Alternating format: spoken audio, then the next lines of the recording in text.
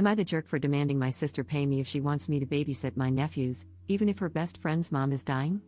Posted by you/pretend_mode_9494. I, 29F, am child-free by choice. My sister, Carlene, 27F, has 2 boys, ages 3 and 2. We live close to each other, and I've been in their lives since the beginning. We are each other's only family, coming from a broken and dysfunctional background. I love the boys, but they are a lot of work, especially on top of my career in social work and my personal reasons for not wanting kids of my own. I currently watch them /help out /babysit for about 10 to 20 hours a week, and it's becoming exhausting. The time I've been needed has slowly increased, and over the last 7-ish months, it's been like this. At first, it was Carlene looking for a part-time job, attending mandated courses to get unemployment, and occasional movie nights with friends, which I was okay with. Now, I spend most of my free time at their house. Lately, the reason has been that her best friend's mom is dying, and Carlene feels she needs to be there. She's a single mom, and I understand it's hard, but recently, I feel like she's using me, and I rarely see my fiancé as we both work shifts that change all the time. Sometimes, when she asks me to watch them and I have other plans, Carlene sends me a voice message of the boys crying, saying they miss me, guilt-tripping me, and implying it's a shame I care more about myself than them.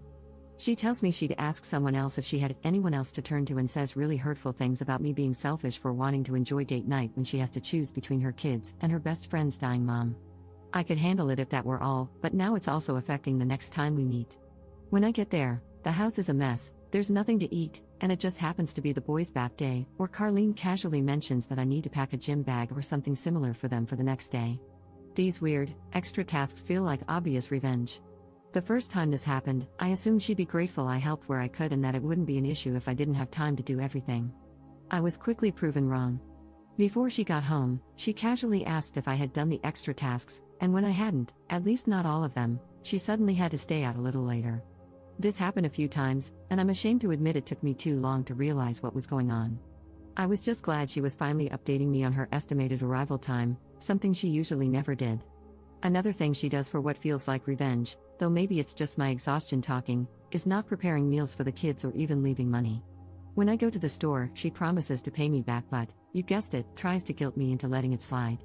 She's also failed to keep her word on things she promised, saying she doesn't want to do things for me if I can't help her with the boys. The excuses and backtracking start immediately if I don't do exactly what she wants. The latest example, I asked to borrow a dress for a wedding because I didn't want to buy one, and we had always shared clothes.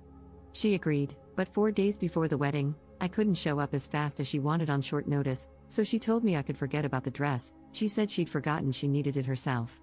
I had to panic buy one. Last month, she promised to pick me up after I dropped my car off for maintenance, but she didn't show up.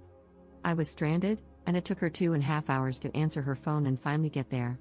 She even had the audacity to huff and puff about how inconvenient it was for her to pick me up. Sorry this is so long, but writing it all down has been mind-blowing. I can't believe what I've been putting up with. I'm such a doormat. So, yesterday, when she called desperately needing me to watch the boys for the evening, I told her I couldn't. When she started her usual tirade about me being selfish, I just snapped. I told her to shut up and listen. If she thought I was that horrible and selfish, she had 2 options: either stop relying on me so much and stop exposing her kids to my supposed selfishness, or I'd really start being selfish. I wouldn't watch them for free or again or do anything extra without being compensated. She hung up without saying anything. After I stopped shaking, I hate confrontation, as you can imagine, I started to panic. I feel like I just lost my last remaining family member. My fiancé said it was a long time coming and that I should have stood up for myself ages ago, but he's biased since he loves me. I don't really have time for proper friends outside of work colleagues, so I don't know who else to ask. Did I make the biggest mistake of my life? What if I never see my nephews again? What if I just stuck it out a bit longer and she'd eased up? Am I wrong for giving her that ultimatum? Edit. My 2 examples make it seem like I ask her for things or need her often, which I don't. The promises she breaks can be as simple as having food for the boys when I'm with them. The dress and leaving me without a ride are just specific events that were easier to explain, but I quickly realized they aren't accurate. Relevant comments. Commenter. Is there a reason the father of these children isn't helping take care of them? I can't imagine expecting a family member to step in and handle a significant portion of the parenting of my own children. If she wasn't prepared to be a parent, she shouldn't have had 2 children. Ops response. She got really angry at me when I asked about their dad whenever she was pregnant, and I just left it at that. She hasn't had a long-term boyfriend since high school, as far as I know. I don't even know if the kids have the same dad. I kind of doubt it due to their differences in skin tone and features. Commenter 2. If you think the boys are in an unsafe home, abuse, neglect, lack of food, call CPS. Ops response. I'm a mandated reporter due to my profession, and I've been trying to distance myself from the situation to assess whether I need to make the report. However, it's always so subtle, and she knows what to avoid doing and saying because she grew up with CPS. Commenter 3. You know that never seeing your nephews again is never going to happen. Your selfish sister has been taking advantage of you for too long, and to her, you standing up for yourself is just a temporary setback in her manipulations. The only way her behavior is going to change is when yours changes. You need to set clear boundaries and follow them with solid expectations of how you expect her to treat you. For example, guilt-tripping, name-calling, accusations, etc., need to end. If she tries any of these manipulative tactics, there should be clear consequences, and you need to follow through. If you tell her you can't babysit and she starts the guilt, tell her something like, "No babysitting for a month because of your behavior." Altering your behavior is the only way you can change hers. Oh, and all those times she needs to comfort her friend with the dying mother, you realize that's just BS. She wants free time away from the kids and is just trying to play on your empathy. Your sister is a class A jerk. Ops response. Thank you, I feel so stupid. I only realized the friend's mom thing was BS last week. I asked Carlene how she was doing, and she took a second too long to remember what I was talking about. Update 3 days later. A lot has happened. I'm trying to write concisely. During the first 24 hours after I gave her that ultimatum, I decided not to answer her calls or texts to let her cool down. She called 77 times and sent over 100 texts and voice messages. They were mostly just her calling me a horrible person who abandons her family. With my fiancé's help, I outlined a few rules for the future in case she comes to her senses and agrees to my terms. I wanted them ready, even though it seemed like she would never come around.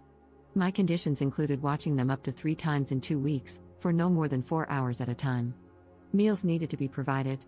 No bath time or bedtime. I wouldn't spend any money. I received messages from an unknown number accusing me of being a horrible sister because now they have to watch their mom die alone without Carlene there to comfort them. Based on my earlier suspicions and the language similarities, I believe it was my sister pretending to be her friend. I talked to my supervisor on Friday afternoon and asked for her opinion. I first asked if it was okay to discuss personal matters, and she was great about it. I don't work with children, and CPS has never been part of my work, so I wanted to double-check with someone more senior. We made a report together on Carlene. The supervisor said it was better to do so, especially now that things have escalated and she might retaliate against me by harming the boys, as she's clearly not about that. I'm probably going to give her next week to cool off before resuming contact, and depending on what the messages and voice messages say then, I might reach out. If they're as abusive as they are now, I probably won't respond at all. It makes me unbelievably upset, but I hope the boys will eventually have a more stable environment without me, as she's using them as pawns against me. My fiancé says hello and wants everyone to know he's here for me. He also wants to assure everyone that I'm not really that much of a doormat, just when it comes to Carlene, for some reason. I'm looking into counseling through my work since it's too expensive out of pocket. Thanks for the messages and the reality checks I obviously needed. For some reason, I became blind to my sister's behavior and was only concerned about losing the boys from my life. I'll probably update when or if I resume contact with my sister if people want to know how it goes. Additional info from Up. It's only Wednesday, and I just blocked her. I don't understand when she sleeps. I've been getting messages and calls every 2 to 4 hours since last week. I'm crying because it feels like I'm shutting my nephews out, but this is exhausting. My fiancé has been checking the messages twice a day to make sure there's nothing important in between. I haven't read any of them. It's just her calling me names and cursing at this point, not even coherent sentences. Still nothing on the CPS report. Relevant comments. Commenter. I suggest you and your fiancé have a discussion about whether or not you would take custody of the kids if it came to that. Your sister sounds like she may land herself in jail or decide to abandon her kids. It's better to be prepared for any possible outcomes, including CPS removing them from her care. Ops response. Oh wow, true. We definitely don't want kids, but if the alternative is foster care for them, we might have to take them in. I'll talk to my fiancé as soon as he gets home from work. Second update 1 week later. Boring update, but my fiancé unblocked Carlene for a few hours to see if she was still sending abusive messages, and she was. Nothing new there. CPS called and asked for more information, which I provided. They wanted specific dates and proof, so I sent them a lot of screenshots of messages with Carlene. I chose to make the report with my name on it, as I felt it added credibility. It also kind of felt like a punishment for waiting so long to make the report, meaning my sister could now know for sure that it was me who made it, and I'd face the consequences.